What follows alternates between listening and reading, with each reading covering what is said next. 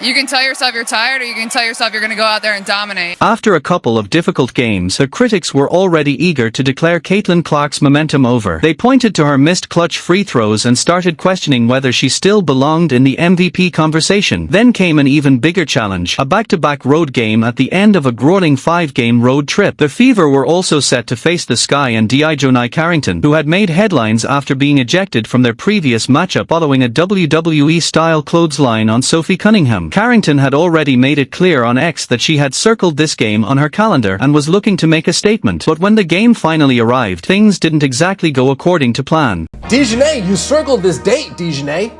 You said 8/23 was the day, DiJonai. Well, unfortunately for you, Caitlin Clark circled that date as well. This night belonged to Caitlin Clark. After a few tough games, she delivered a vintage performance, setting career highs, breaking WNBA records, and making it clear that she remains firmly in the MVP conversation. Clark wasted no time getting started, opening the night with a slick bounce pass to Kelsey Mitchell before knocking down her first three-pointer. Moments later, she used her quickness to create separation and score again, while continuing to find Mitchell with pinpoint passes. When Mitchell returned the favor, Clark buried another three and ended the first quarter with 8 points, and for assists the second quarter only turned up the intensity. After drawing a foul, Clark responded by hitting a step-back three, refusing to let the physical play or the chatter distract her. The Sky began sending multiple defenders toward her, but that only created more opportunities for her teammates. Clark punished the defense with brilliant passing, including an incredible behind-the-back assist. She finished the first half with 18 points, 6 assists, and 3 three-pointers, but the Fever still trailed by 1. Playing the second game of a back-to-back at the end of a brutal road trip, Indiana needed a special second half, and Clark delivered exactly that. Coming out of the break, Clark continued drawing defenders and creating open looks for her teammates. She knocked down another three to help push the Fever's lead into double digits, then launched a ridiculous 36-footer that brought her to 29 points. Her all-around play continued as she picked up her 8th assist and helped Indiana completely take control. From there, Clark put the finishing touches on a spectacular night. She added another three, a tough two-pointer, and then another triple to reach 8 threes, the most of her career. Soon after, she recorded her 10th assist to complete a double-double. The Fever exploded for 30 points in the fourth quarter and pulled away for a huge win. After several difficult games, the victory was a massive boost for the team's confidence heading into a 4-day break, but there was no question about the biggest story of the night. Caitlin Clark was locked in, unstoppable, and playing like an MVP candidate.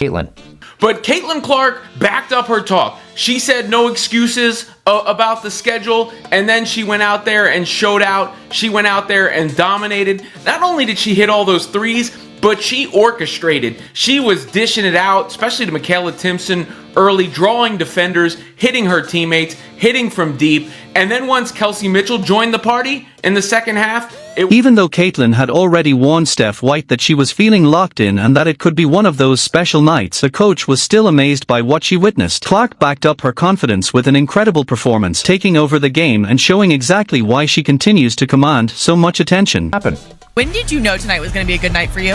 Before the game started. You can ask Coach Steph. I said it's going to be one of those nights. It's hard to be surprised by Caitlin's performance when you look at everything she has already accomplished. She now owns the most regular season games in WNBA history with at least 30 points and 10 assists, with 5 such performances to her name compared with 4 by every other WNBA player combined. Even more impressive, she's the only player in league history with multiple games featuring 35-plus points and 10-plus assists. She's also on pace to completely shatter the record for double-doubles by a guard, and we can't overlook Kelsey Mitchell either. She delivered a huge night of her own, scoring 30 points while knocking down 6 three-pointers and adding 4 assists. That performance means Kelsey and Caitlin now hold the WNBA record for the most 30-point games by a duo. Mitchell also extended her incredible streak to 23 consecutive games with at least 20 points. At this point, it feels like there's no end in sight for that streak, and she has now set the record for the most points in a single season by a guard in WNBA history. Huge congratulations to Kelsey. And while we're celebrating big performances, Lexi deserves some recognition too. After what has been a difficult season, she stepped up with 14 points, and the emotion she showed afterward made it clear just how meaningful that performance was for her.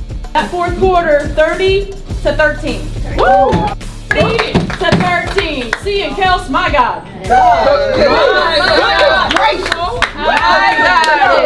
As for DJ Jane, this was supposed to be her revenge game, but things didn't exactly go according to plan. She finished with just 7 points on 3 of 11 shooting and tried several times to get under Caitlin's skin, but none of it seemed to work. In fact, Caitlin answered in the best possible way by knocking down 8 3-pointers and leading the Fever to a dominant 23-point victory. And if you want another wild number, JC Sheldon is now 0 for 14 against Caitlin across their college and WNBA matchups. That's a tough record to carry. But the Sky's night was about to get even more frustrating. Just listen to the question Caitlin received during the post-game interview. Emotional. I mean, it's all about staying ready, getting the opportunity, getting open looks, knocking them down. I think that's something that all of our guards, all of our players really just take pride in, is you never know when your night's going to come, you never know when you're going to get open looks, but being confident and ready to knock them down, and I'm just happy with how it turned out tonight. As for the critics, they are probably never going away. A 37-point double-double should speak for itself, but somehow there's always another angle. Take former Phoenix Mercury broadcaster Cindy Brunson, for example, who questioned Caitlin's performance and argued that another game was more impressive. The argument becomes even harder to understand when you consider that Caitlin had 29 points and 8 assists while the game was still within 6 points heading into the third. At